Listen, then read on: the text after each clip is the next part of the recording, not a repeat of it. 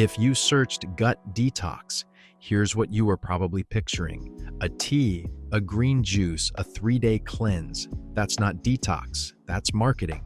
Real detox already happens inside you for free every few days through 5 biological systems most people have never even heard of, let alone learned how to support. 3:47 p.m. You're staring at a screen and your brain feels wrapped in wool. You ate, you slept, you did everything right today. So why does this keep happening? Almost on schedule. That's not a detox problem. That's one of these 5 systems running on empty. By the time we get to system 4, you'll understand exactly why 8 hours in bed doesn't always mean 8 hours of actual repair, and why no tea or cleanse was ever going to fix that. This is how you actually repair and clean your gut naturally. No supplements here, no 3-day reset. 5 systems your body already runs on autopilot, and 5 free ways to stop working against them. Let's start with the one holding everything else together.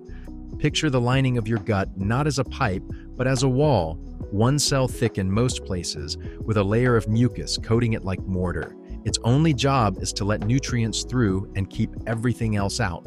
Most people assume that wall is solid. It isn't.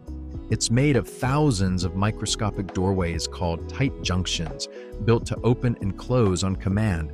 Certain things force them to stay open longer than they should. Frequent NSAID painkillers, chronic alcohol use, and simply not eating enough of the raw material your body needs to rebuild that mucus layer. When those doorways stay open too long, undigested particles slip into your bloodstream. Your immune system treats them as intruders and fires up inflammation, not just in your stomach, system-wide. This is the real mechanism behind what's commonly called leaky gut, studied clinically as intestinal permeability. Quick gut check. Have you ever felt bloated for no obvious reason on a day you ate almost nothing unusual? That's often this wall talking, not your last meal.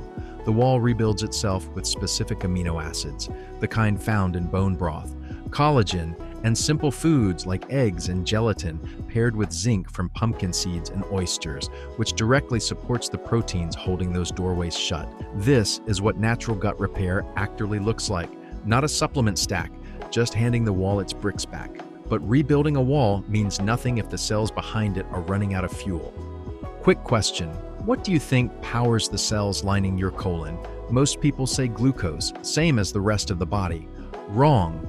Colon cells run almost entirely on a completely different fuel, a compound called butyrate. You don't eat butyrate directly. Specific bacteria manufacture it from resistant starch, starch that survives your small intestine untouched and arrives in your colon still intact for bacteria to ferment. Here's the trick backed by actual research. You create resistant starch by cooking starchy foods, rice, potatoes, pasta, and then cooling them before eating. The cooling changes the starch's structure in a way the same food eaten hot never does. Reheating afterward doesn't undo it. Without enough butyrate, colon cells run on a fuel deficit, linked to a weaker gut lining, and more of the bloating people blame on random trigger foods, when the real issue is a fuel shortage. The fix: cook a batch of rice or potatoes, refrigerate overnight, eat cold or reheated the next day. If you have a sensitive gut or a diagnosed condition like IBS, introduce it gradually. For most people, though, it's just an easy swap. That's the fuel line for the wall. Open loop. But your gut isn't only a wall and a fuel exchange. It's also a chemical factory. And this next one is a process almost no doctor ever explains to a patient. Here's a stat that never comes up in a checkup. Most of your body's serotonin, the chemical most tied to mood, isn't made in your brain. It's made in your gut. Your intestines run their own independent nervous system, hundreds of millions of neurons that do more than move food along. They manufacture neurotransmitters that shape your mood, your focus, and how anxious or calm you feel through the day. That's why gut problems and mood problems tend to show up together. The fog, the flatness, the irritability that seems to come from nowhere. It's rarely a coincidence. The bacteria running this factory convert amino acids from your food into the raw material it needs. They thrive on tryptophan-rich foods: turkey, eggs, oats, pumpkin seeds, paired with fermented foods like yogurt, kefir, and sauerkraut, which supply beneficial strains directly instead of making your body wait for them to grow on their own. That chemical factory runs on a schedule, and its biggest shift happens on a schedule you're completely unconscious for. You've probably heard that gut repair just happens whenever you're not digesting. That's only half true. The real renovation window is far more specific. It happens during deep sleep, triggered by a hormone spike most people have never connected to their gut at all: growth hormone. Remember the promise from the start of this video? Here it is. Growth hormone peaks during your deepest sleep stages, and it's directly involved in regenerating the same gut lining from System 1. Poor sleep quality, as even at a technical 8 hours, blunts this release. Fragmented sleep means a smaller renovation crew shows up for a shorter shift. That creates a loop most people don't realize they're stuck in. A damaged gut lining sends inflammatory signals through your bloodstream at night, and those same signals fragment sleep further. Less repair, more inflammation, worse sleep.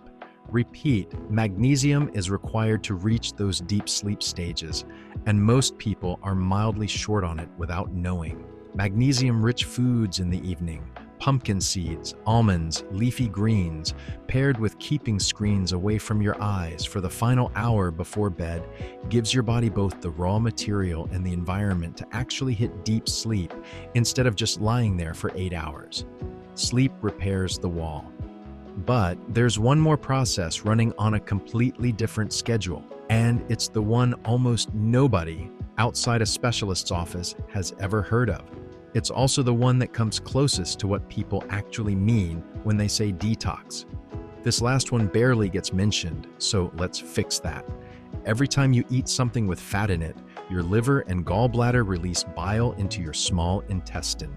Bile does two things almost nobody knows about.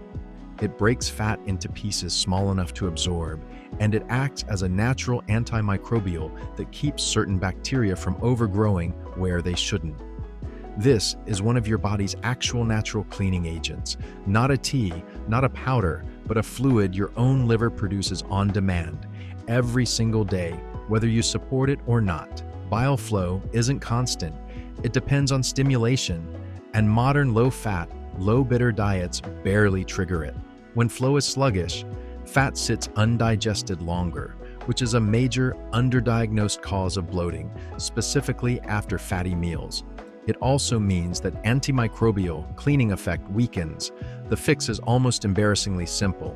Bitter foods, arugula, dandelion greens, a splash of lemon in water before a meal directly stimulate bile release. It's why so many cultures traditionally serve a bitter salad or a citrus drink before a heavy meal.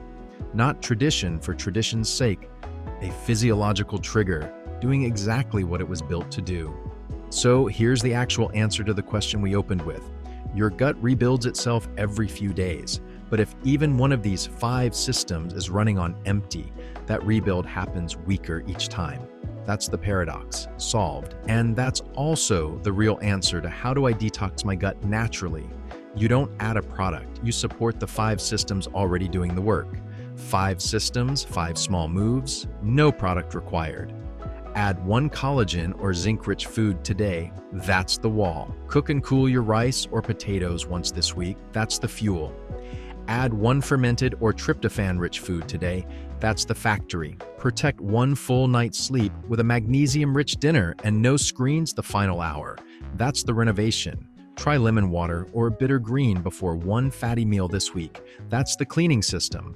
Track 4 things over the next 7 days: your bloating, your energy, your focus, and how deep your sleep actually feels.